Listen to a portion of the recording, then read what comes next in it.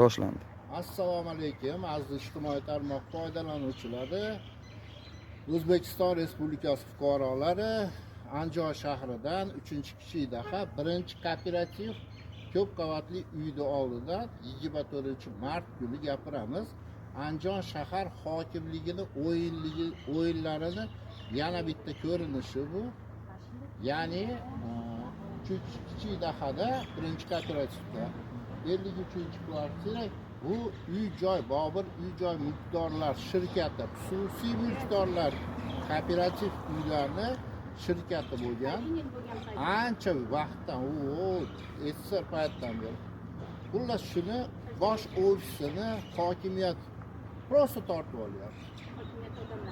Shunday kelyapti-da, tortib olyapti.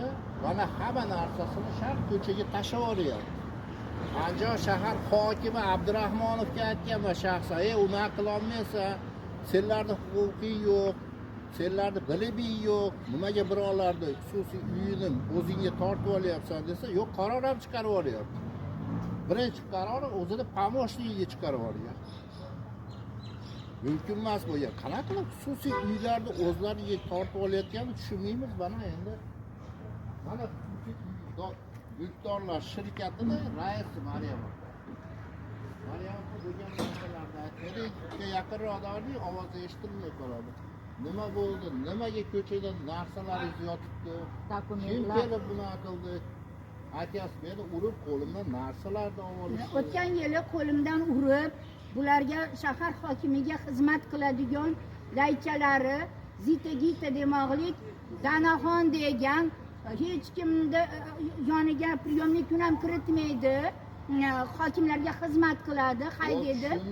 O'sha keyin Zavra degan Ahrorova dokument o'tgan yili ko'ramiz dokumentni, o'rganamiz deb olib yanvar oyida. Shu bilan bizga javob prokuraturaga qirta qo'l qo'yib berganmiz. Javob kelmayapti. Xullas bu SSR paytdan beri uy-joy mulkdorlar 85-yili Sachot собственных средств degan narsa bor. Pulimizga olganmiz. Meni gaplarimga javob berdi. Xususiyda bu hech qanaqa davlat ulushi bo'lmagan. Buni qanday qilib hujjatlari hozir sizning qo'lingizda hujjatlar yo'q. Ovoldida hokimiyat o'rganaman deb Sattarov jo'ratib olgan. Endi u qamalib ketibdi, yurist edi. Uni G'ofirjon G'ulamovich jo'natgan. Nimaga desangiz, G'ofirjon G'ulamovich bitta majlisda 11-maktabda baribir olaman, bitta kambag'alga beraman dedi. Bu o'zimizda ham ko'p kambag'allar bor. Kambag'alga bermasdan o'zini yordamchisiga Boltabayev Bahodir deganga chiqarib beribdi. Bu yordamchisi otasi bor. Shunga chiqarib. Keyin yana biz yugurib yurdik. Keyin bizni siz prokuraturalarga hammaga yozdik. Uvidiga bordim. Uvidiga bordim. Ichki ishlar xodimlari hammasi tursa ham baribir ashlar boshchiligida chiqardi. Ashlar boshida eshikni buzib, ikkita xonasini oluvdi. Mana narsalar bitta xonada turib turuvdi. Bo'pti, biz kirib turaveringlar, lekin sud qilamiz.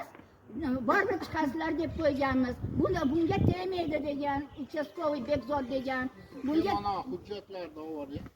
Hujjatlarni joylayapman men hozir. Ona ichlariga qo'ydim.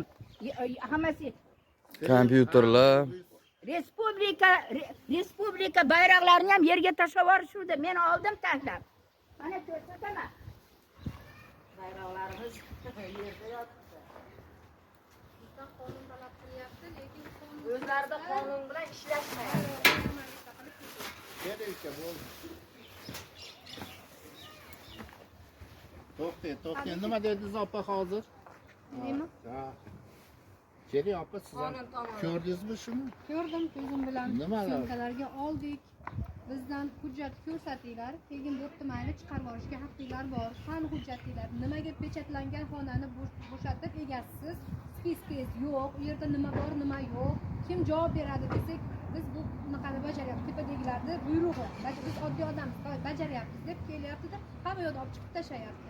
bizdan qonun talab qilgan insonlar mashinaga ham yuklab qo'ygan. O'zbekistonni bayrog'ini boshimizga ko'tarishga mashlarni terib yerga sochib mana yerdan terib yerdan ham bizni mulkimiz. taxladik biz hozir. Mana taxladim men mana shu bayrog'imizni. Endi hozir Qarang bular qilgan ishini. Qani bizni respublikamiz? bo'layotgan birodarlar. Bunga nima sabab bo'ldi? Bunga prezidentimizni bitta xato qilgan ishi. Hokimlar meni vakillarimdir deb prezident xato qilib qo'ydi. Hokimlar vallomat bo'lib olishdi. Mana Andijon shahar hokimi bu safar bunisi 3-uyga, 3-xususiy uyga hujum qilyapti. Qonun degan narsani umuman tushunmaydi. Qonun to'g'risida o'ylamaydi. Eng qizig'i ular olayotgan uylar faqat o'zlarida ishlayotgan odamlar orqali o'zlariga xususiylashtirilmiş bo'lmoqchi. Endi prezidentdan adolatni talab qilamiz desak, baribir eshitmasligi mumkin, lekin ijtimoiy tarmoqqa qo'yamiz. Ijtimoiy tarmoqdagi fuqarolarimiz o'z fikrlarini bildirishsin. Nimaga Andijon shahar hokimiyati odamlarni xususiy uylariga hujum qilib, ularni tortib olmoqchi. Mana narsalarni ochiq tashqariga uloqtirib ketishyapti. Hattoki O'zbekiston davlat bayrog'i ramzi bo'lgan bayrog'ini ham ko'chaga irg'itishib yubordi. Mana xullas hammalardan izoh kutib qolamiz. Like bosib, kommentariyalarda yozib qo'yinglar. Bo'ldi. Bizni prokuratura